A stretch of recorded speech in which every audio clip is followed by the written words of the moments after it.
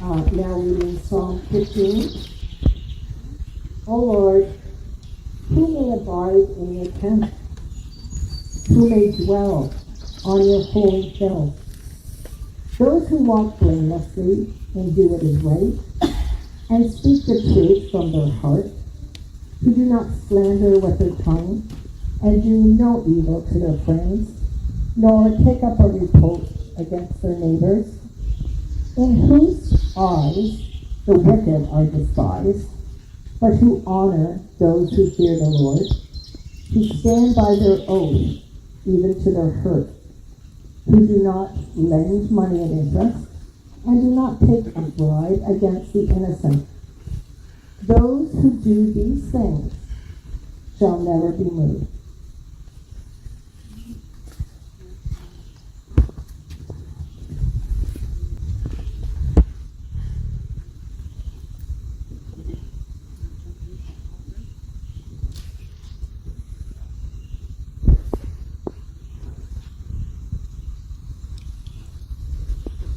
We're living in the sandwich age between paper and electronics. We are here.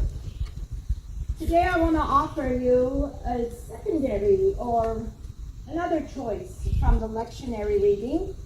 And it comes to us from Genesis chapter 18, verses 1 to 10. And it's the story of Abraham and Sarah. The Lord appeared to Abraham by the oaks of Mamre, as he sat at the entrance of his tent in the heat of the day. Must have been July 17. He looked up and saw 3 men standing near him. When he saw them, he ran from the tent entrance to meet them and bowed down to the ground. He said, "My Lord, if I find favor with you, do not pass by your servant. Let a little water be brought, and wash your feet, and rest yourself under the tree. Let me bring a little bread, that you may refresh yourselves, and after that you may pass on, since you have come to your servant." So they said, "Do as you have said." And Abraham hastened into the tent to Sarah and said, "Make ready quickly 3 measures of choice flour, knead it, and make cakes."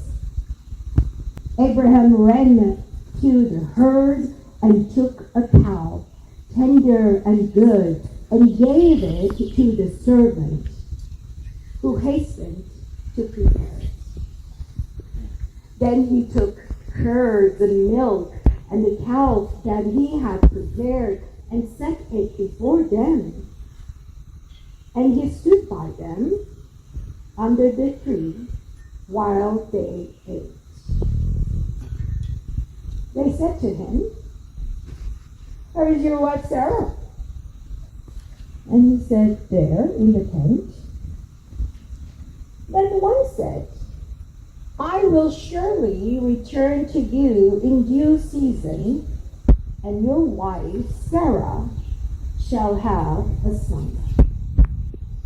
And Sarah was listening at the tent entrance behind him, and she laughed. Let's pray. Holy One, in this sacred space, where we are surrounded by the saints of the past, where we are surrounded by the beauty you have created. We are surrounded by the saints of this moment, who are hoping and praying for the saints of the present time and the future, that may your name be glorified, not only by word, but by our actions. May the words of my mouth and the meditation of our hearts and minds not only be acceptable for your kingdom, but also help us bring transformation in this world. And when we leave this earth, physical earth, May we leave it better than we ever found it when we were born. We pray all this in the name of Jesus. Amen. Amen. I'm just wondering if I do this, is it gonna help my mic? Is it working? Yes. Beloved, isn't the Bible an amazing book? It is better than Daniel Steele's novels, soaps on daytime and crime time. There are so many, and it's better than Netflix now, I'm telling you. There are so many different types of writings in the Bible. Here's a fun fact. The Bible takes its name from the Latin word biblia, which means books, collection of books, which comes from the Greek ta biblia, the books, traced to the Phoenician port city of modern-day Gibeah, known as Byblos to the Greeks, which is in Lebanon, where I was born. See, no matter where I go, I will go back and tell people where my roots are from, Armenia and Lebanon. You see, the Phoenicians were the ancestors of the Lebanese. There is so much wisdom and entertainment in the Bible, and some people think the Bible is boring. I think not. This afternoon, from this beautiful island surrounded by water, surrounded by the family that I never knew I had,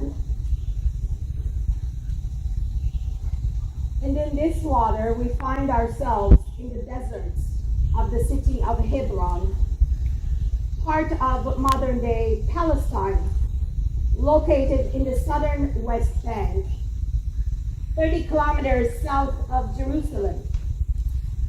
This is the same place where Abraham built an altar, and I have to say, this pulpit reminds me of like an old ancient Israel day altar, where Abraham built an altar to God after Lot had departed from him. This is a side commercial. At Grace United Church, we have a group named Vibe, Adventuring in Biblical Education. And we are reading an amazing book called An Altar in the World by the greatest, Barbara Brown Taylor. And she talks about how each and every one of us, our lives is an altar in the world. So, if you don't have that book, buy it. I don't get any money of it, but we will help you. This is a story of calm and serenity, trying to keep cool on a hot day. That's why you all come to the water, don't you? 3 individuals show up, and Abraham does not know how he can offer them water, food, and rest. He just wants to give them the best.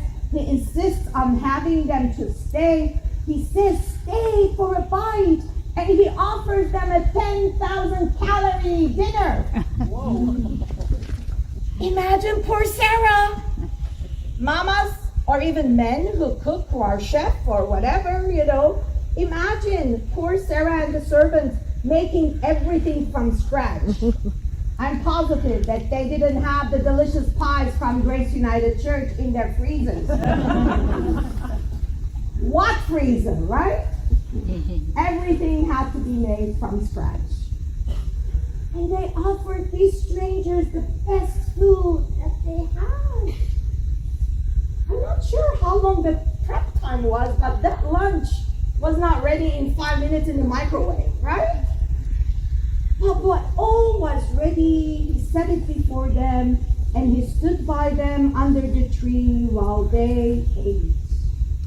It's almost like those of you who prepare suppers, lunches regularly, there's something about when you finish preparing everything, you just want to see people eating and enjoying it, and you already feel full, you feel content. There's something about the act of hospitality that you feel, now I can enjoy seeing others enjoy it. Beloved, there are so many things we can focus on this passage, such as Abraham's generosity, hospitality. By the way, hospitality was one of the rare things at that time. Here's another fun fact. Hospitality was so important at that time that the sins of Sodom and Gomorrah was their lack of hospitality and nothing else. Maybe it is important to remember how hospitality is in the ancient days and even today so important. When Abraham asked Sarah to make cake, he says 3 measures of finest flour. 3 measures. Do you know how much that is equal to us to this day? 22 liters of flour. I think they can use some in the oven right now where there is no bread in the bakeries because there is no flour. Because since the explosion in the Beirut port, there has been lack of import of flour that they use so badly. So 22 liters of flour, that is a lot of cake, isn't it? Then he also offers the fattened calf. Talk about giving all that we have.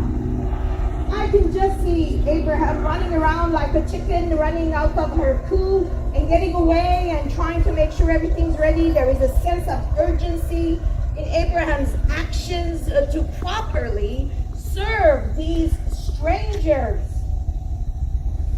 Maybe, just maybe, Abraham knew that we only have one chance, one life, to make eternal differences in the lives of others that we meet. So he does his best. Beloved, the story takes a twist. Abraham is frantically running around and they ask him all of a sudden, "Hey Abraham, where's your wife?" "I've got news for you, Abraham. These 3 visitors are not just foreigners passing through your desert. They bring you and your wife great news of joy. They know you. They have known you before time began. They are here for you. They are here for your wife. They are here for your new generation in the future. They knew your exact GPS coordinates when they arrived in front of your tent or near the tree you were resting in under. Abraham has been so busy that he has not realized he is in the presence of all the presence of time. He is in the presence of the universe. So when they ask him, "Where is your wife?" he simply says, "There in the tent." When one turns around and says, "I will surely return to you in due season, and your wife Sarah shall have a son." No technical questions are required here, but the author of the story reminds the listeners, now Abraham and Sarah were old, advanced in age. And I think that is a good enough information so that we all know why Sarah sarcastically laughs in the tent she's hiding and doubts this possibility. She has passed the stage of childbearing. Even though she never told her real age after she turned 35, but we know, the author says, no goal. But do you blame her for doubting these words? She tries to cover her doubt and laughter by lying and says, "I didn't know that." But the visitor says, "Oh, yes, you did." You see, beloved, there is a shift happening right here. The promises of God to Abraham now have moved to his wife. Even though her culture put her behind the scenes to prepare the cakes and the food and not participate into face-to-face conversations with men, But God brings your front and center. Because if God can use a donkey to do God's will, God will use a woman to do God's will. So God confronts her doubts and confronts the culture's marginalization of women out of the blue. Yes, Sarah laughs. She thinks this is a joke and doubts. But God simply responds, "Is anything too wonderful for the Lord to accomplish?" Beloved, God does not yell nor punish Sarah for doubting God. God does not say, "Oh, you don't believe what I'm telling you? I take my promise back. I'll show you." No. God's grace abounds and reminds Sarah that nothing is impossible with God. If you have a pen and paper, write down impossible. And then write it again, I''N, leave a little space for the Spirit to work, and then write the rest of the word, possible. So when we leave space for the Spirit to work, impossible becomes I'm possible. So guess what? Fast forward to chapter 21. You will see in due time, Isaac is born. Isaac means he will rejoice. So laughter is born in due time. Not based on the time that the world had it all organized for women, what age they can have babies or not, but in God's due time. Beloved, under what tent are you sitting and wondering how you have fallen short of your potential in this life? God is still with you. Is there anything that you are sarcastically laughing about in disbelief? God says, I'm with you. Bring your doubts to me, and in due time I will help you rejoice. God says, my promises are for you also, and not just for your forefathers, and I am faithful, and I will be faithful for your next generation. I will bless you no matter where you are from. Ukraine, you arrive in Canada, God is with you. You are in the right place, in the center of God's heart.